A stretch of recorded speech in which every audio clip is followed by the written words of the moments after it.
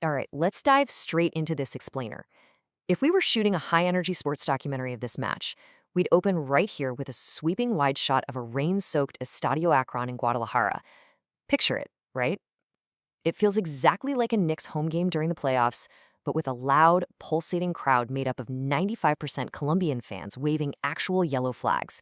The energy is just absolutely electric. But amidst all that deafening noise, a completely different story was quietly unfolding on the pitch. And honestly, nothing captures that opposing story better than this idea of a silent symbol of resistance against the yellow tide. Because right there, amidst the roaring yellow jerseys in the stands, one solitary figure really stood out. I'm talking about Lumumba Vea, DR Congo's legendary statue man. He was painted head to toe in the Leopards team colors, standing completely frozen. It was so incredibly cinematic. He perfectly represented his team's stubborn, unyielding defiance against this overwhelming force. Now, what's really fascinating here is the sheer anomaly of the match. When you dig into the numbers, it's just complete Colombian statistical domination. We're talking 20 shots, 9 on target, 64% possession. And yet, if we look at the actual scoreboard, we had a stubborn 0-0 scoreline for over an hour. You have to ask yourself, how on earth does a team completely control the ball and the attacks, but utterly fail to find the back of the net for 75 minutes? Well, that brings us to the wall, Lionel Mpasi's heroic stand.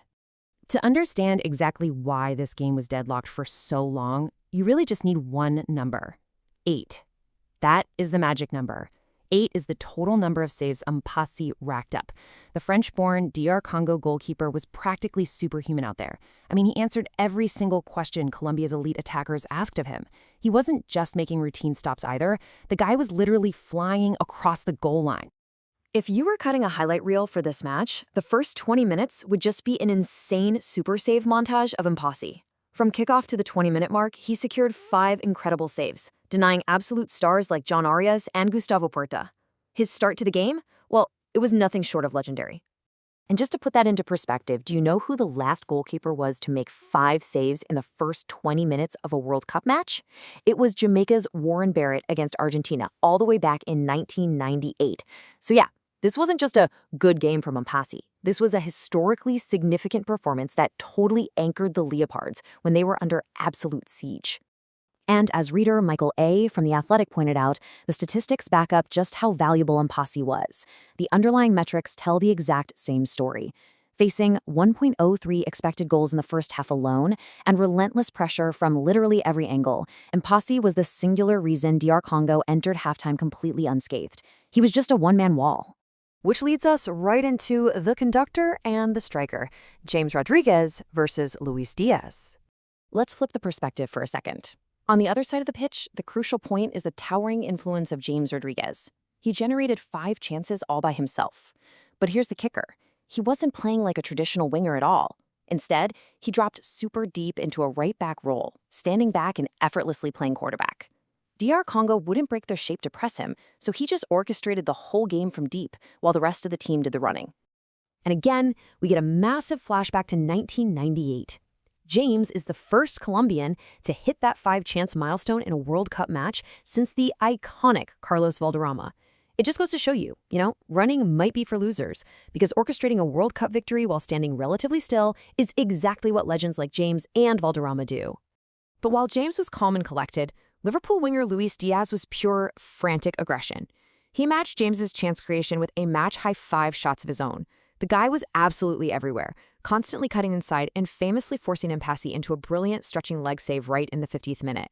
Just imagine the tight close-ups on his face during this totally chaotic 4-minute window. Diaz smelled blood and scored twice. First, a thunderous shot right into the far corner, but ruled offside. Then, 4 minutes later, a second goal, ruled out for a foul. To have both goals heartbreakingly disallowed while the crowd is in an absolute frenzy, oh man, you could just feel his total exasperation. And that brings us to the breakthrough. Muñoz shatters the resistance. The stadium was groaning. The rain was pouring down harder than ever, and the tension in Guadalajara was at an absolute breaking point. 76.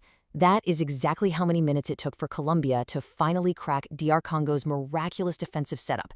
76 grueling minutes of pounding on the door. Let's break down how tactically brilliant this final sequence was, because it was all about the substitutes. Step 1. John Cordoba comes on, uses his fresh legs and holds up the ball perfectly. Step 2. Juan Fernando Quintero, another sub, threads a gorgeous pass. And step 3, the right back, Daniel Muñoz, arrives right on time to strike from the edge of the box. If we had a slow-motion replay right here, you'd want a dramatic push-in on the ball exactly as it leaves Muñoz's foot. Because, let's be real, it wasn't a perfect rocket. It took a cruel, wicked deflection off defender Steve Caputi. That slight change in direction completely wrong-footed the unbeatable Mpasi, and the ball just rolled agonizingly into the bottom left corner.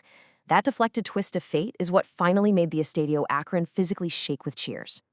What's really wild to consider is that Muñoz is a defender. He's been described as having 3 lungs.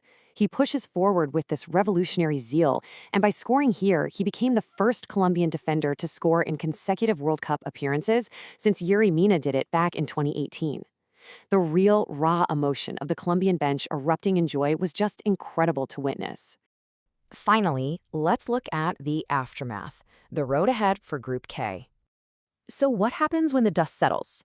With an eye on the standings, we see the DR Congo players walked off in silent defeat, even though they gave it absolutely everything, forcing a massive save in the 91st minute from a Nathaniel Mbuku strike. Colombia is officially through to the round of 32.